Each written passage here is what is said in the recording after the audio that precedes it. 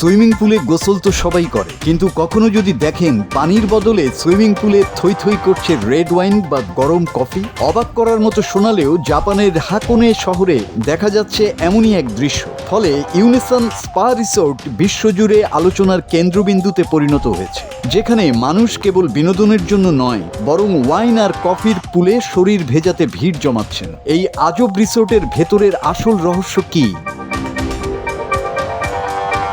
এই রিসোর্টের সবচেয়ে বড় আকর্ষণ হলো রেড ওয়াইন বাথ। 3.6 মিটার লম্বা একটি বিশাল ওয়াইন বোতল থেকে 24 ঘন্টা এখানে অরিজিনাল ওয়াইন সরবরাহ করা হয়। কিন্তু কেন মানুষ পাগলের মতো ওয়াইনের পুলে নামছে? গবেষকরা বলছেন এটি স্রেফ বিলাসিতা নয়। প্রাচীনকালে রানী ক্লিওপেট্রা নিজের ত্বক উজ্জ্বল রাখতে ওয়াইন দিয়ে স্নান করতেন।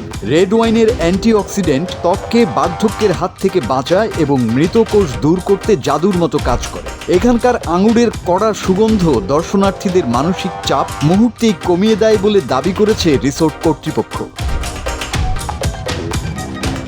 খবর এখানেই শেষ নয়। কফি প্রেমীদের জন্য এখানে তৈরি করা হয়েছে বিশ্বের অন্যতম বড় কফি পুল। কোনো পাউডার বা কেমিক্যাল নয়, বরং আসল কফি বিন থেকে নেল ড্রিপ পদ্ধতিতে তৈরি লিকার সরাসরি মেশানো হয় এই পুলে। দাবি করা হচ্ছে এই কফিতে স্নান করলে শরীরের ক্লান্তি দূর হয় এবং মেটাবলিজম বৃদ্ধি পায়। অন্যদিকে স্বাস্থ্যের কথা মাথায় রেখে রাখা হয়েছে জাপানিজ গ্রিন টি বাথ।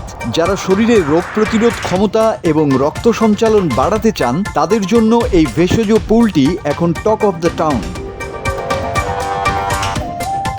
জাপানের নিজস্ব ঐতিহ্য সাকে বা রাইস ওয়াইন বাথও বাদ যায়নি এই তালিকা থেকে। পানীয়গুলো পান করার জন্য নয়, বরং শুধুই থেরাপিউটিক স্নানের জন্য।